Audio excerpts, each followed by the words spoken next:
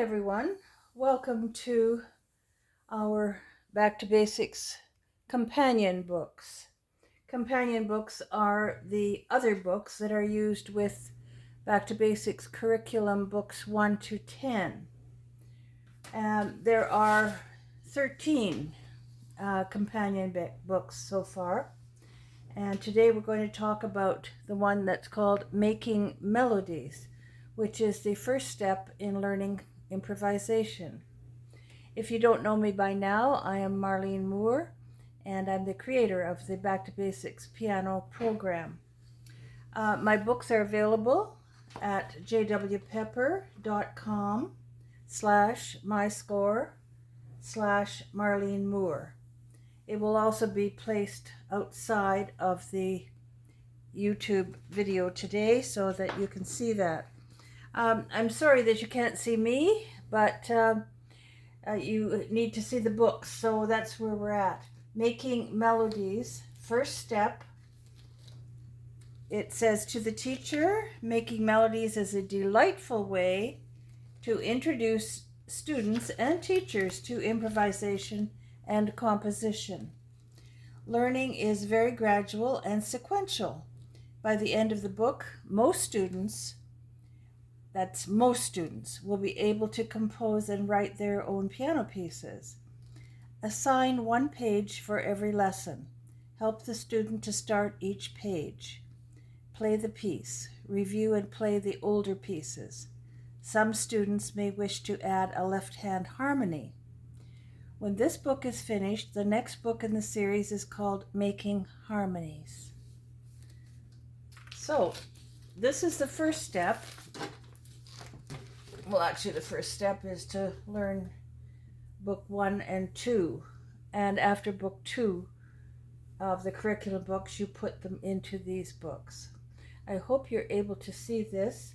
You should have these books by now, so you may have to you may have to follow along with your own copy of the book, but I'm doing my best to get one here so that you can see finger tune, which is the first one in 4/4 time. I'll play just the right hand.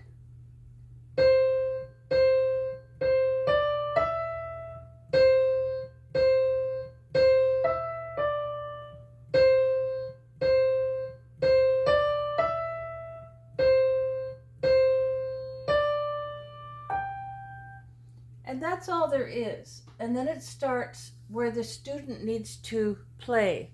Now, for the first 10 pages, you, as the teacher, are going to have to help the student with this. This is not an assignment book for at home.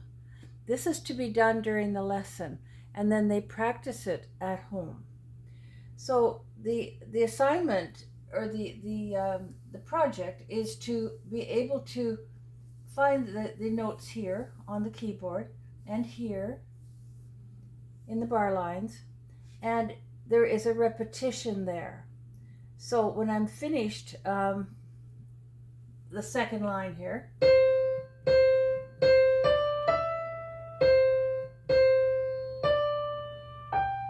it doesn't sound done, does it? I'm not going to tell you a whole bunch of theory. We're going to go by sound, by our ears. I'm not going to tell you, what you should be doing here, if it's supposed to be a first, a fifth, or a fourth.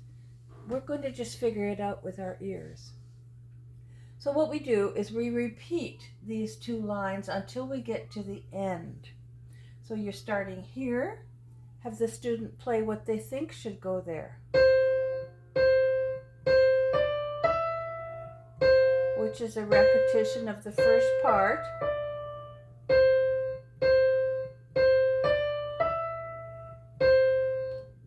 Now, here it says ta-ta, but we know that's not an ending. There's more coming. And the ending in this case is given. Now I'm done. Okay, I'll play the whole thing again. This is what you're aiming for, to talk it through with each student who is now finished book 2 or close to finishing book 2, depending on their age. Start this book. This book is not just for some students. This book is for all students. The reason why people can't memorize today is because they have not had the training to memorize. The reason why students can't play by ear or do improvisation or composition is that nobody knows how to teach them that. So I'm a composer and I'm teaching you that, what to do. Here we go. This whole thing again, how it's supposed to sound in the final draft.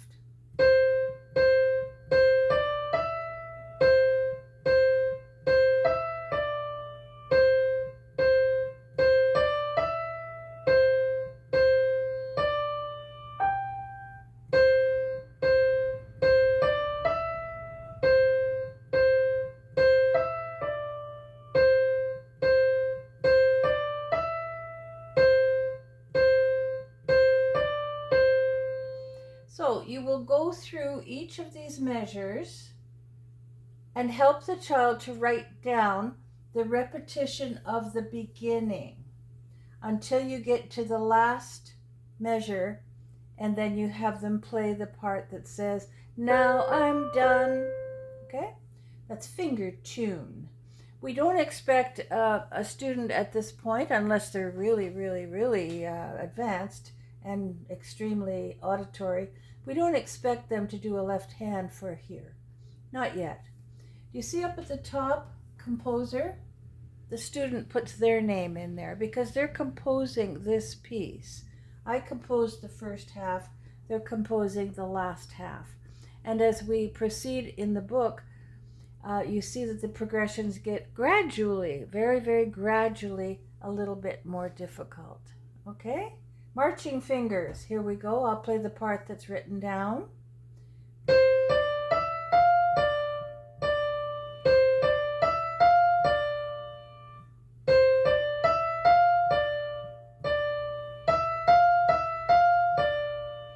Now, that's the given part. The first two measures are the given part, right? So, we repeat that. This is the pattern. You repeat these two, but not this. At least not the D, because that's not an ending. It says, "I'm not really done." I'm not really done because it's ending on a D. This is written in C. It has to end on C. Tell them that. The piece has to end on C. In this case, because it's just the beginning, it is written on the C. So the finished product should sound like this.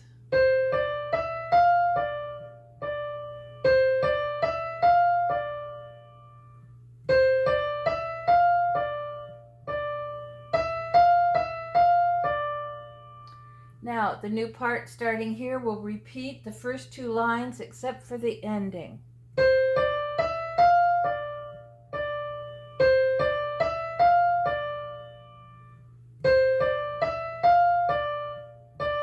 Now, have them think, what sounds like it is an ending? Does this sound like an ending? It's awkward, isn't it? It's kind of awkward. Let's try the second line again. See what you think should go there.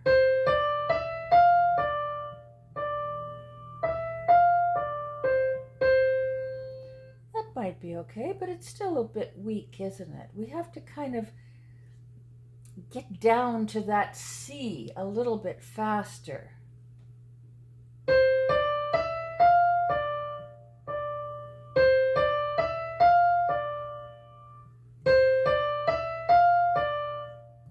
How about this?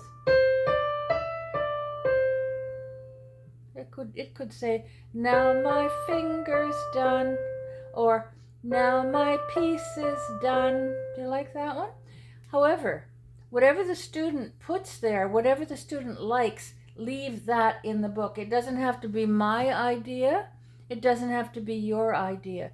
It just has to be something that makes sense orally. A-U-R-A-L-L-Y. That's why I like to use auditory and auditorily, because orally can't be spelled every time I use it. So the auditory part of the child's ear is going to figure out or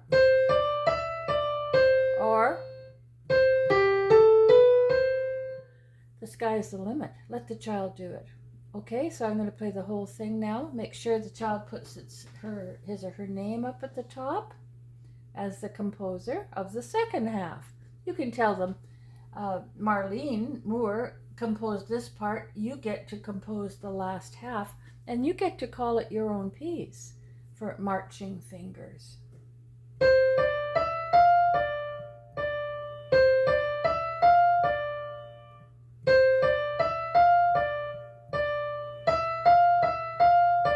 Second half.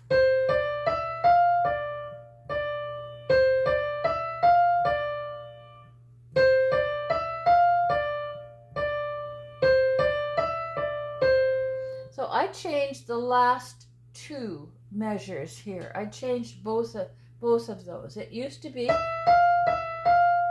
which we said is, I'm not really done. No, I'm not really done. I changed it to, now my piece is done. But whatever you want or whatever the child thinks is great, that's what you go with. Don't try to superimpose your musical personality onto these. This is something that the child plays. The child thinks out each of these notes to put in here, and let them have their thoughts. Let the thoughts come out. Don't tell them what to do. Just ask them what they think sounds nice with this piece for the second half of the piece. We're trying to bring out their ear, their auditory inner ear, to make something new. You may have to teach them how to write the notes properly if you haven't done that kind of thing already. Most teachers really love this book. They have told me exactly what they think of this book, and they said it's been a real turnaround for a lot of children, even with sight reading. Children that aren't as good at sight reading, once they see their own notes on here, they tend to remember them. That sounds a bit nuts, but it's true. This is called Careful Fingers, 4/4 time.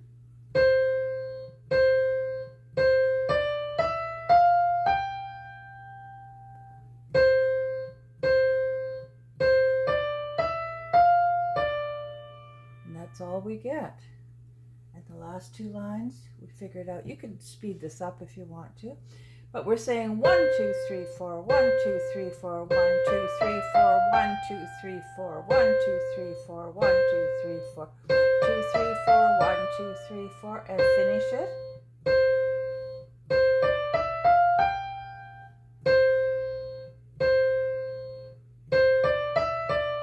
That's what I would put instead of,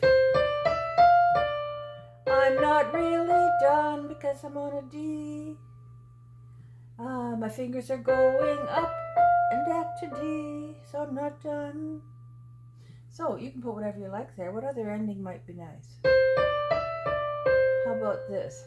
That sounds good. I like that. Ah, the sky's the limit. So I'll play the whole thing. 1, 2, 3, 4. 1, 2, 3, 4. 1, 2, 3, 4.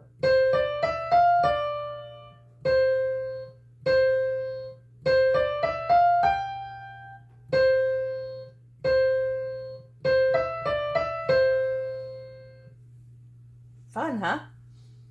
It's getting to be fun. Here comes Tricky Fingers.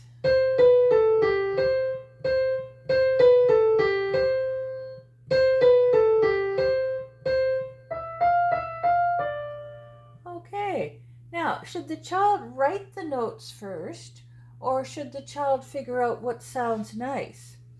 Well, I guess it's up to you and it's up to the child. I'm happier with thinking it out first. I'm happier thinking out my own ending.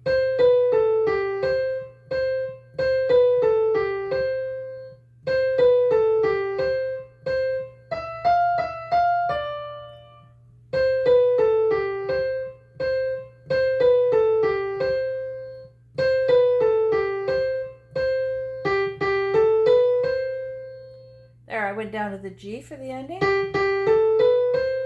Now my piece is done. You like that one? You can work on that. So you've got the first part that is written down or thought out to get to the ending. You might want to have the child try several endings. This is the important part right here, the second last measure, where they're going to think, or this, or this, or whatever. That's the one they have to really expand their mind on. And, this really is one step at a time, isn't it? One step at a time. Now we've got turtle crossing. Turtle crossing. Here we go. So he'll be slow. I'll play it a little faster. 1, 2, 3, 4. 1, 2, 3, 4.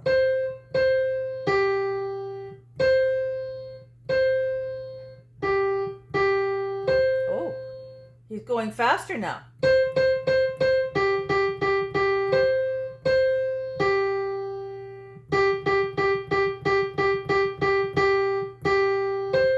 Oh, wow. Do you see what's changed? We have the usual pattern, the two measures here that's given, and also the beginning of the two ending clefs and staves, they're given too. So now we have this. And that is wanting the composer to switch gears. We're switching now to quarter notes. Does that work? Let's try that. Let's go back to the beginning and see if that works. 2, 3, 4. 1, 2, 3, 4. 1, 2, 3, 4. 1, 2, 3, 4. Not quite done. Keep on going.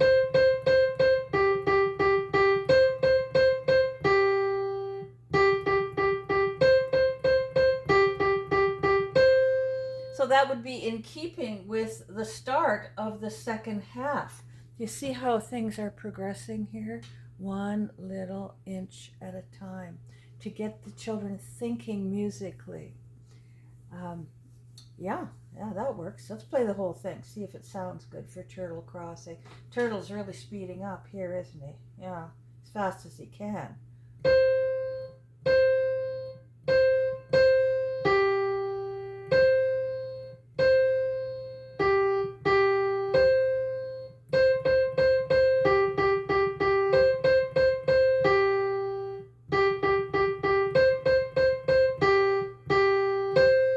Changed it a bit that time. I am now saying, now I'm done. Going faster, turtle, stop. Going faster, turtle, stop. You could put words to it if you want. I mean, those words are never going to win an Academy Award, but they are effective for turtle crossing. I must be obsessed with turtles. We've got turtles in every book. Maybe to make them slow down, huh? Up and down the hill we go. Slowly. 1, 2, 3, 4. 1, 2, 3, 4.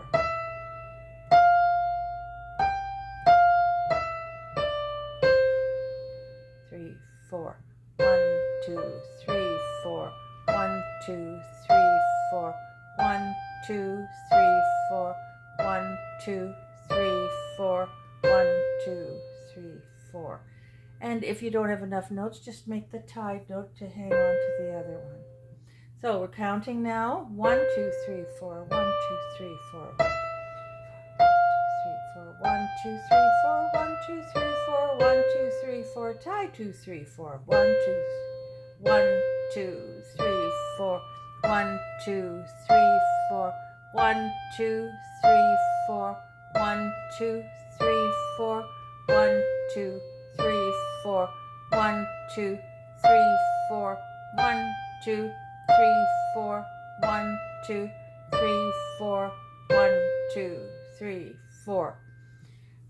You can have a great deal of variation there for the parts where the child is supposed to put the notes in by writing. You have a lot of things going. Alrighty. Now, do you see what's happening? We had names for those pieces. Now we don't have any more names. After the piece is done, what you do now is you have the child put his name or her name and a name for the piece, because this becomes the child's piece, and that's very exciting for them. You see, you composed that piece. That's very, very good. That's exciting. Give them a sticker. Okay, 3/4 time. 1, 2, 3, 1, 2, 3, 1, 2, 3, 1, 2, 3, 1, 2, 2, 3, 1, 2, 3, 1, 2, 3. Repeat.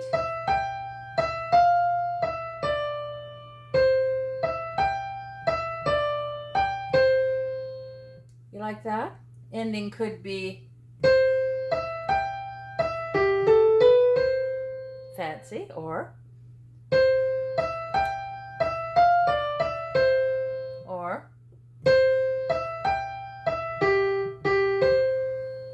all kinds of things can happen there. Don't forget to help the child to write it out and put the name of the piece up there. Notice it's in 3/4 time, which is waltz time. We also have waltz time here. 3/4 time, name the piece. Middle C it starts on, counting 3.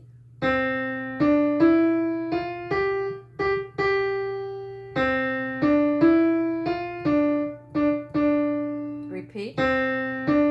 By repeat, I mean here. You're repeating this part here and here, as far as until you get to the end.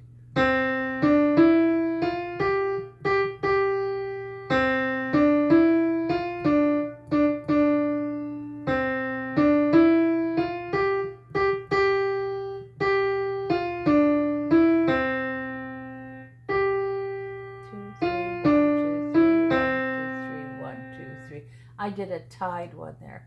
What else could you do with that ending?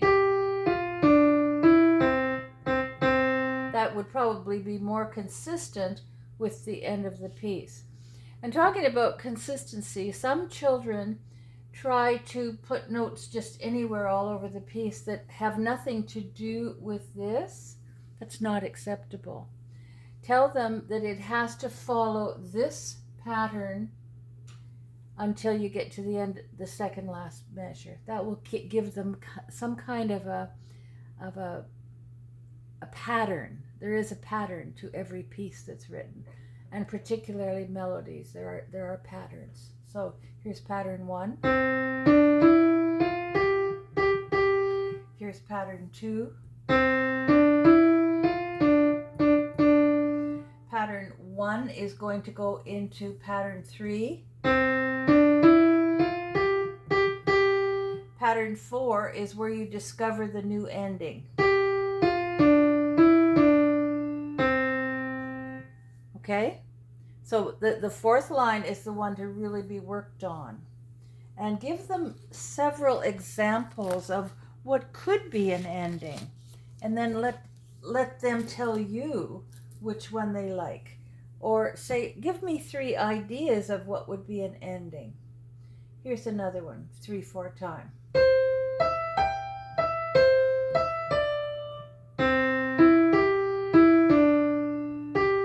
Now pattern 1 goes to pattern 3. Pattern 4 is not pattern 2, but you can take part of it. Or you can eliminate all of pattern 2 and have a new pattern here. Okay, I'll play the whole thing.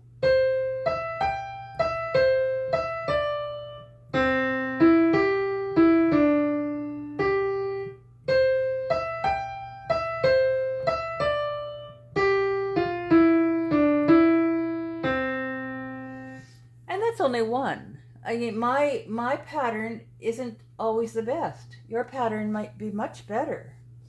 So, did you know that melodies always have a pattern? They do. They always do. Well, at least we're talking about in tonal music. They have a pattern. I suppose atonal music has some patterns too. Okay, 2/4 time. Here we go. Name the piece. 1, 2, 1, 2, 1, 2, 1, 2. Pattern 1 goes to pattern 3.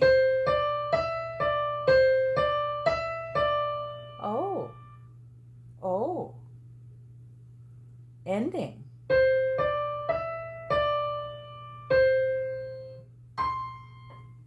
That's different. That's very different. So let's start at pattern 3 here. That is really pattern 1.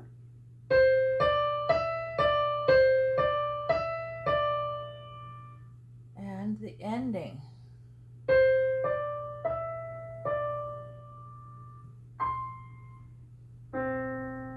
That's a bit of a twist, isn't it? That's a bit of a twist. At this point, we are on page 10. Some of your brighter auditory type students will want to put a left hand in there. Let them. You might have taught them a chord by now. Maybe they know C, E, G. Well, let's try that.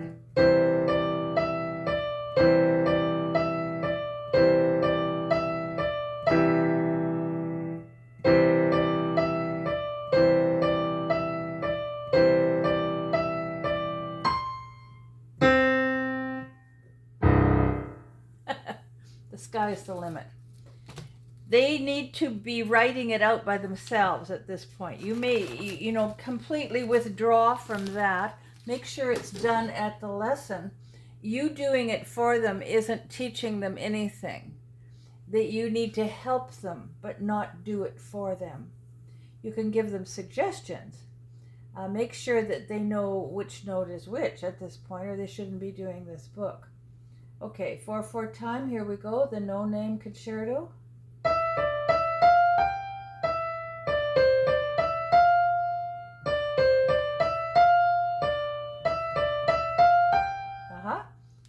Pattern 1 goes to pattern 3.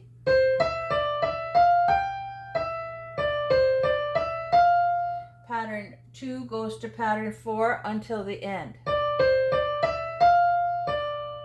Oh, that was an easy one. Or we could go. You could make up something new there. That's a pretty piece. I always think of 4 and 20 blackbirds baked in a pie, but it's not that tune. It's just that rhythm. That's all it is. I think they could probably put a little bit of left hand to that one too. Just chords.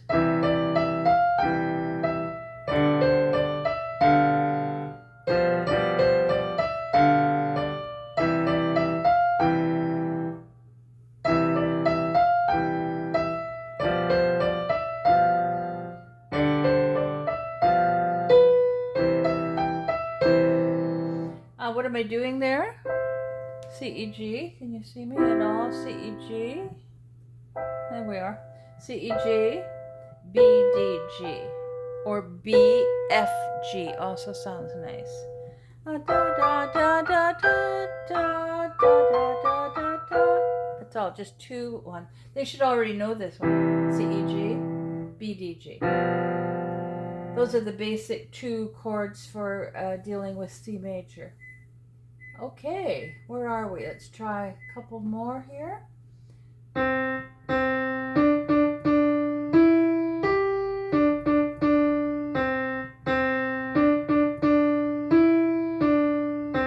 Oh, what's happening? F major, it says. All of a sudden we have F major, so you're going to have a whole pile of B flats here. But you take the melody pattern from line 1 to go down to line 3, and then the pattern here in F major to here.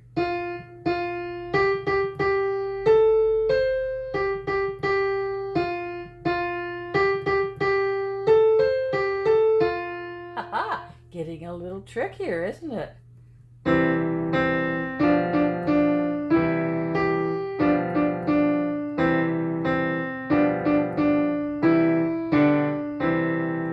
Transposed to F major. Here we go.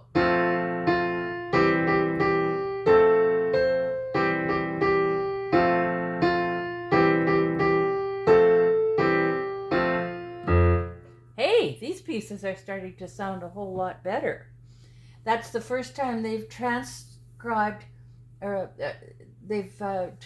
to F major from C major. What I'm doing for the left hand there is F, A, C, E, G, B, or excuse me, E, G, C. Or you could also have E, B flat, C. C, F, A, C, E, G, C, or E, B flat, C. I'll play it one more time, and then we're going to say goodbye.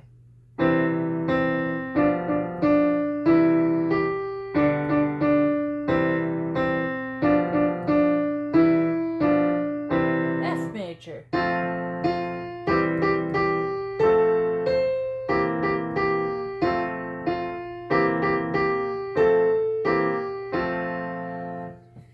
Well, that was fun.